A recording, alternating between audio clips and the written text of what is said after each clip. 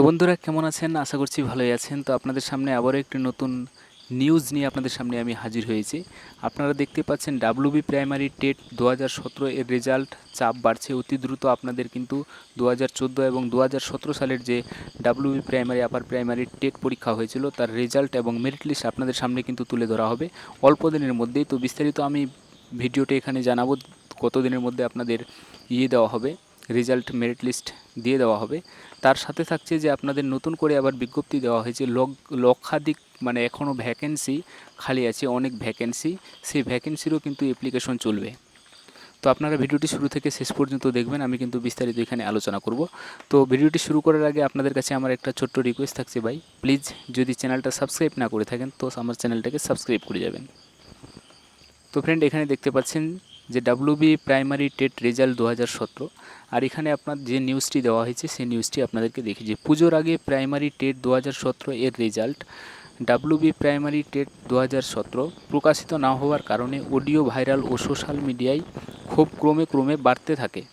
অন্যদিকে কয়েক মাস আগে স্বয়ং মুখ্যমন্ত্রী ও পর্ষদ সভাপতি যে কথা দিয়েছিলেন সেই কথা মনে করে দিয়ে বারবার ২০০০ সালের টেট পরীক্ষার হ্যাশট্যাগ ভাইরাল করতে থাকে, আর সেই হ্যাশট্যাগ এখন ব্যবহার করছে সাধারণ মানুষেরাও।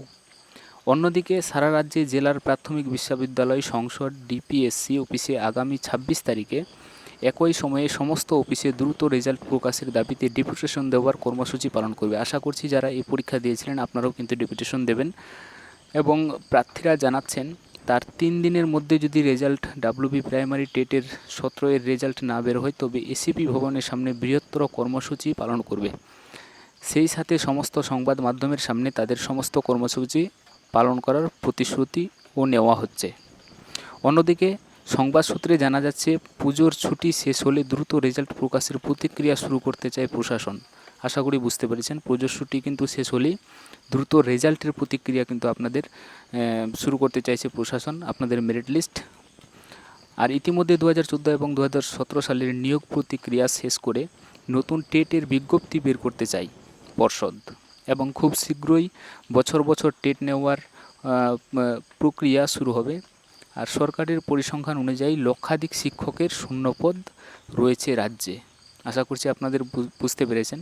এখানে নিচে আসেন, নিচে এখানে দেখতে পাচ্ছেন এর দিন স্কুল বন্ধ থাকায় শিক্ষক সংকট সৃষ্টি হয়নি, কিন্তু ভাইফোঁটার পর স্কুল খুলতে চলেছে রাজ্যে, আর স্কুল খুললেই বিপুল সংখ্যক শিক্ষকের ঘাটতির সৃষ্টি হবে। ডাব্লিউবি প্রাইমারি টেট ২০১৭ এর রেজাল্ট। তো এরপরে যদি নেক্সট ভিডিও আসে আপনাদের সামনে আমি তুলে ধরবো। তো ভিডিওটি যদি ভালো লাগে প্লিজ চ্যানেলটাকে সাবস্ক্রাইব করে দেবেন এবং বন্ধুদের সাথে শেয়ার করবেন। থ্যাংক ইউ, ধন্যবাদ। নেক্সট ভিডিওতে দেখা হচ্ছে।